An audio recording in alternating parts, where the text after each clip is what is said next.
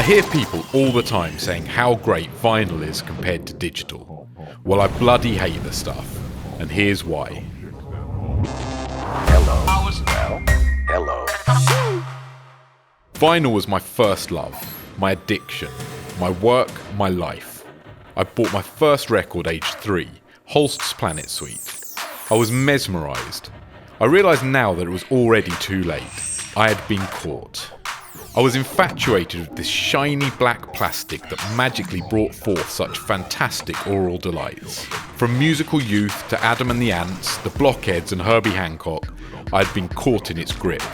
By the age of 8, I bought my first record player, and my small collection of mostly 7-inch vinyl began morphing into 12 inches and LPs, filled with hip-hop masterpieces like De La Soul's 3 Feet High and Rising, The Great Adventures of Slick Rick, Big Daddy Kane's Long Live the Kane, and BDP's Criminal Minded.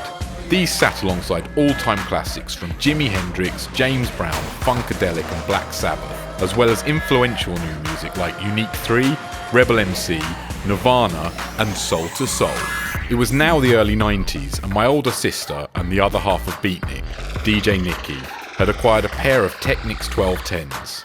I was lucky enough to have been passed down her old belt drive Technics decks that I'd previously been sneaking into her room to practice DJing on as often as I could.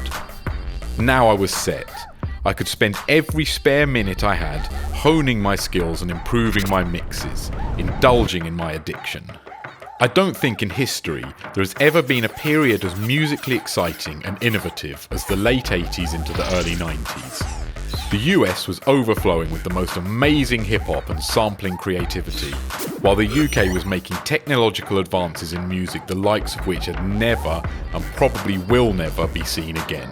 Hip-hop's sampling revolution was being bastardised and warped across the pond, blending breakbeats with house, reggae, techno, electro, evolving through hardcore into jungle, drum and bass and UK garage.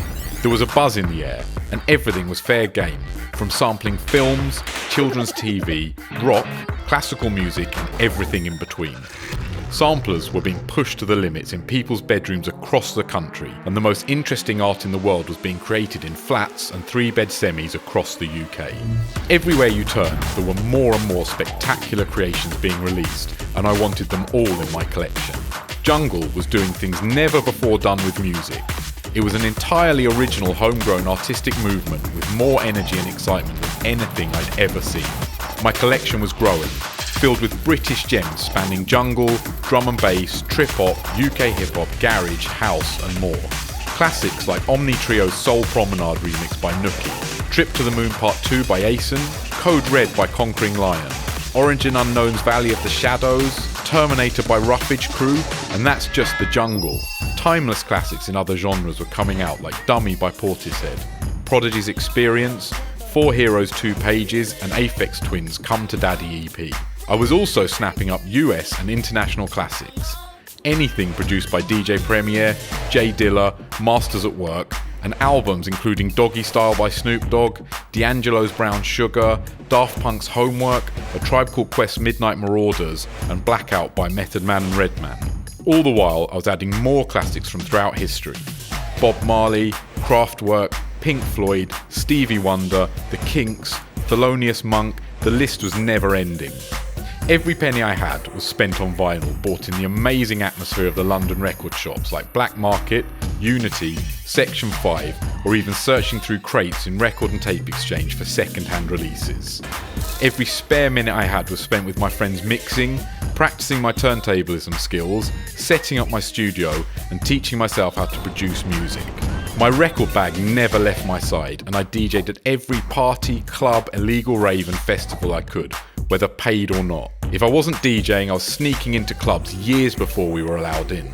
We loved the US garage at Barumba and the hip-hop at Subterranea, but the most special nights were when we headed down to Metalheads at Blue Note on a Sunday, or Speed on a Thursday evening, to see Goldie, Groove Rider, Fabio and Pesce playing dub plates of the world's most innovative music.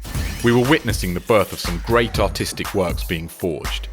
Hearing Adam F's Metropolis shaking the foundations of Hoxton Square long before it was released was a momentous occasion. And then we had to go to school sleepless and bleary-eyed the next day. By the late 90s, I was getting paid to DJ in clubs and about to start studying design at St Martin's. This is where my love affair with vinyl began to sour.